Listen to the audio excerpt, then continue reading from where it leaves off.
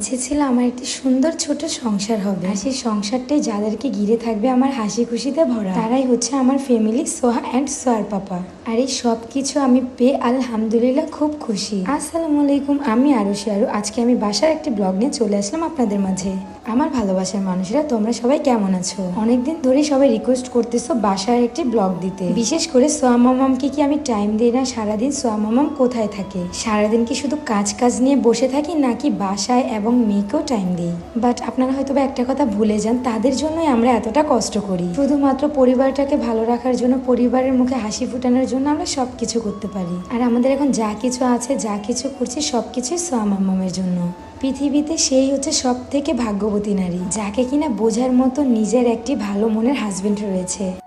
এই সারাদিন কি পার্লারে বসে বসে তুমি কি খাও? হ্যাঁ, এত খাইলে তো মোটা হয়ে গেছো তুমি। এটা খাইলে মোটা হয় না গাধা। এটা কি? এটা খাইতে সুন্দর হয়। এটা কি? এটা হচ্ছে closing pink juice. Closing pink juice, এটা আবার কি? যারা নাইট ক্রিম দিয়ে ফর্সা হইতে চাইতেছো না, মানে অলসামি তোমাদের লাগে রাতে নাইট ক্রিম দিতে, তারা কিন্তু এই ক্লোজিং পিঙ্ক জুসটা খেলে কিন্তু আমার মতো ফর্সা হয়ে যাবে। তাই নাকি? জুস খাইলেও ফর্সা হয় মানুষ?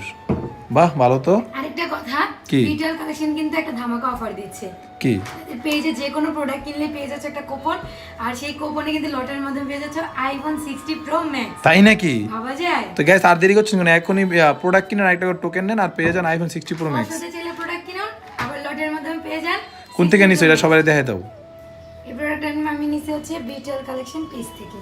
তাদের পেজটি ভিজিট করলে পেয়ে যাবে। তোমাদের সুবিধার জন্য আমি তাদের পেজ টিকটকে মেনশন করে দিচ্ছি, আর তাদের হোয়াটসঅ্যাপ নাম্বার হচ্ছে 0642127418। তো যাই গাইস, এখনই অর্ডার করুন আর কুপন নিন আর আইফোন 60 প্রো ম্যাক্স জিতে নিন।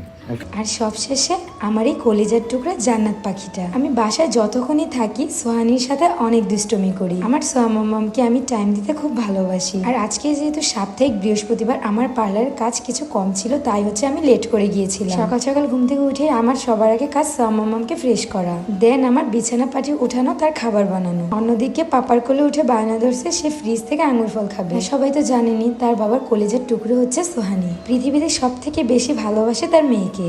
এক কথায় সোহানিকে সে চোখে হারায়। ভাইদাবে বাসার সব কাজ শেষ করে চলে আসলাম বিছানা পাটি উঠাতে। তো মানে এই রুমটা হচ্ছে আমাদের তিনজনেরই, বাট রিজেন্টলি রুমটা হচ্ছে সোহানির। আর বাড়ির বউদের উপর কিন্তু অনেক দায়িত্ব থাকে। সবকিছু সামলানোর পাশাপাশি তার ঘরটাকেও তার নিজের মতো করেই সামলাতে হয়। যেহেতু ঈদের সময় আমার পার্লারে একটু বেশি টাইম দিতে হবে, তাই আগে থেকে ঘরটাকে পরিপাটি করে গুছিয়ে রাখছি। বাড়িতে অনেক মেহমান থাকবে, প্লাস হচ্ছে ছোট ছোট বাচ্চারা হচ্ছে আমার ঘরে এসে অনেক খেলাধুলা করে সোয়ানির জন্য, তাই তো বেশি করে আমার বিছানাগুলোকেই গোছাতে হয়। আর এই 4টি আমি বেডশিট অর্ডার করে নিয়ে এসেছি ঈদের আগেই। তারা নতুন নতুন সুন্দর সুন্দর কালেকশন তুলেছে, যেটা আমি দেখে একদমই আর থাকতে পারিনি।